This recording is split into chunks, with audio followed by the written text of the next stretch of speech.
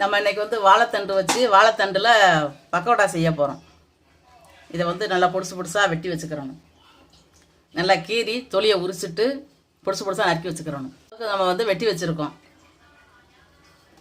அந்த உள்ள நூல் மாதிரி இருக்கும், அந்த நூலெல்லாம் எடுத்துட்டு பொடுசு பொடுசாக வெட்டி வச்சுருக்கோம். நம்ம வந்து இதை அள்ளி இதில் போட்டுக்கிறணும். இதில் போட்டு இந்த மூடியை வச்சு இதில் நல்லா மாட்டிக்கிறணும். இதை மாட்டிக்கிட்டு இப்படி இழுத்து அரைக்கணும். இதை வந்து திறந்து பார்ப்போம். இந்த அளவுக்கு நல்லா வெங்காயம் எப்படி பொடியாக வெட்டுவோமோ அந்த அளவுக்கு அதை வெட்டி வச்சுக்கிறணும். கைட்டை வெட்ட முடிஞ்சாலும் பொடியாக வெட்டிக்கலாம், கைட்டையும் வெட்டிக்கலாம். இது வந்து நம்ம நாரை பூராமே சின்ன சின்னதாக வெட்டும் போது எடுத்ததுனால இதில் நாரே இல்லை. நல்லா வெங்காயம் வெட்டினா எப்படி இருக்குமோ அதே மாதிரி இருக்குது. இப்போ வந்து நம்ம வாழைத்தண்டை வெட்டி வச்சுருக்கோம்ல, அதை போடுறோம்.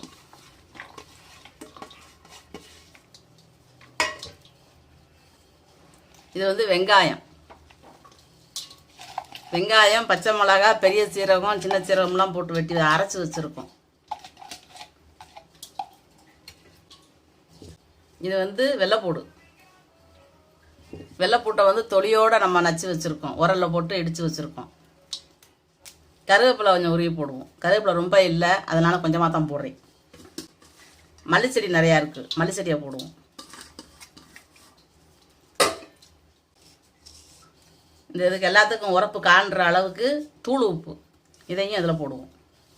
நம்ம எடுத்து மாவை சாப்பிட்டு பார்த்துட்டு கூட உப்பு போட்டுக்கலாம், நம்ம ரொம்ப போட்டுறக்கூடாது. எல்லாத்தையும் இதை வந்து நல்லா கலந்து விட்டுக்குருவோம்.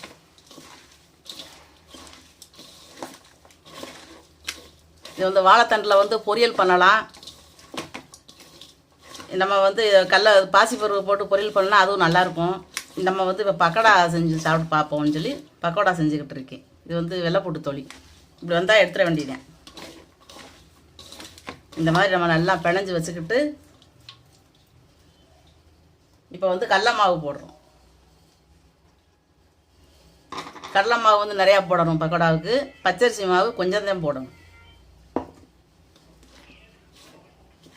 பச்சரிசி மாவு நம்ம போடுறது கொஞ்சம் மொறுன்னு இருக்கும், அதுக்காகத்தான்.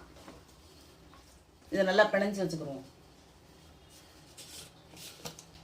இது வந்து ஆப்பச்சோடா, கொஞ்சம் ஆப்பச்சோடாவும் போட்டிருக்கோம். அப்போ தான் கொஞ்சம் மொறுன்னு இருக்கும். சாப்பிடும்போது கடுக்குன்னு இல்லாமல் வலுவாக இல்லாமல் கொஞ்சம் இதாக இருக்கும். கொஞ்சம் தான் போடணும். இது எல்லாமே நம்ம போட்டு பிணையும் போது தண்ணியே தேவையில்லை. இப்போ இதுவே சரியாக போச்சு. தண்ணி ஊற்றினா ரொம்ப குளக்குளன்னு ஆயிரும். இவ்வளோ மாவு போட்டிருக்கோம். அந்த வாழைத்தண்டோட ஈரமும் அந்த வெங்காயத்தோட ஈரமுமே இது பிணையும் போது பக்கோடா மாதிரியே வந்துருச்சு. நம்ம தண்ணியே அதுக்கு தேவையில்லை, தண்ணியை ஊற்ற வேண்டாம். இப்படியே நம்ம வச்சுட்டு 1 மணி நேரம் கழித்து பார்த்தோம்னா இன்னும் நிறையா தண்ணி அதில் ஊறி நிறையா குளக்குளன்னு ஆயிரும். ரொம்ப உடனே 5 நிமிஷத்தில் நம்ம சுட ஆரம்பிச்சிடணும். எண்ணெய் காஞ்சிருச்சு. இப்போ வந்து நம்ம எடுத்து வச்சுருக்கிற மாவை போடுவோம். பக்கோடாவை தண்ணி ஒரு பொட்டு ஊற்றலை. நான் பிணையும் போது பொழுன்னு இருந்துச்சு. இப்போ கொஞ்சம் கெட்டி ஆகுது. இந்த வாழைத்தண்டோட தண்ணி வந்து கொஞ்சம் லேட்டான உடனே இதாகுது. மாவு இவ்வளவுக்கு நிறையா தான் போட்டேன். அவசரப்பட்டு உப்பு எதுவும் நம்ம வந்து கரைக்கணும்னு சொல்லி தண்ணி ஊற்றிடாதீங்க. அப்படி ஊற்றினோம்னா நமக்கு வந்து ரொம்ப குளக்குளன்னு போயிடும். மாவு நிறையா போட வேண்டி வரும், வேற ஒன்றும் ஆகாது. கடல மாவு வந்து நம்ம நிறையா போட்டு பிணைய வேண்டி வரும். பச்சரிசி மாவு நம்ம ரொம்ப போட்டுறக்கூடாது. போட்டோம்னா பக்கோடா வந்து கொஞ்சம் வலுவாயிடும். பேருக்கு தான் பச்சரிசி மாவு போடணும். தனி கடல மாவு போட்டாலும் ஒரு மாதிரியாக இருக்கும்.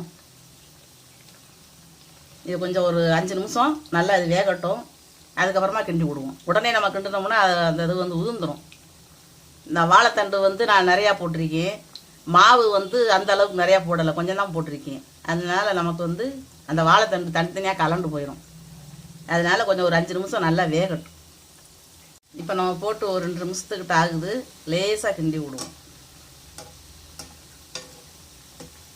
ஆனால் இது வந்து நம்ம மஞ்சள் பொடி இதெல்லாம் போடலை, மிளகா பொடியும் போடலை, பச்சை மிளகாய் தான் போட்டு நம்ம அரைச்சிருக்கோம். அதனால அந்த பக்கோடா வந்து வெள்ளை கலரில் தான் இருக்கும். சிகப்பாவோ மஞ்சளாவோ வராது, லைட் வெள்ளையாக தான் இருக்கும்.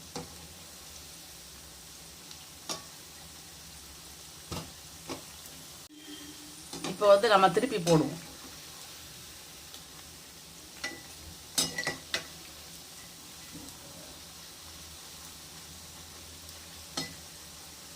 வாழைத்தண்டில் வந்து நம்ம எதுவும் செஞ்சு கொடுத்தோம்னா சின்ன பிள்ளைய சாப்பிட மாட்டாங்க, பெரிய ஆளுகளுக்கே சில பேர்த்துக்கு பிடிக்காது.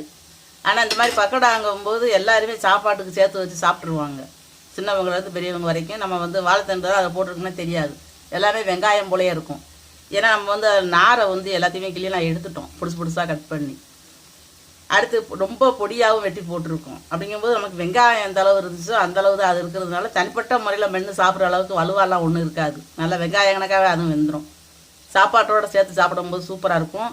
சாயங்கால நேரத்தில் நம்ம டீ காப்பி எதுக்கும் தொட்டுக்கிட்டு சாப்பிட்றதுக்கும் நல்லாயிருக்கும். இந்த மாதிரி பக்கோடாவை செஞ்சுவே அடிக்கடி சாப்பிட்டுக்கலாம். நமக்கு வாழைத்தண்டு சாப்பிட்றது வந்து உடம்புக்கு ரொம்ப நல்லது. இது ஒரு அடுப்பை கொஞ்சம் குறைச்சி வச்சுருக்கேன், அதனால கொஞ்சம் அமைதியாக மெதுவாக வெந்துக்கிட்டு இருக்கு. இன்னும் கொஞ்சம் நேரம் கழித்து நம்ம எடுத்துருவோம். நல்லா வேகணும். இந்த அளவுக்கு வந்திருக்கு வாழைத்தண்டு பக்கோடா. இது வந்து நல்லா பொன்னிறமாக இருக்குது. இப்போ நம்ம வந்து இந்த மாதிரி இருக்கும்போது எடுத்துருவோம். ரொம்பையும் கருவை வேக வச்சுட்டோம் அப்படின்னா வெங்காயம் நம்ம போட்டிருக்கிறது கச்சி போயிடும். அதனால் நமக்கு இந்த அளவுக்கு மஞ்சள் கணக்காக வந்த உடனே எடுத்துட வேண்டியதான்.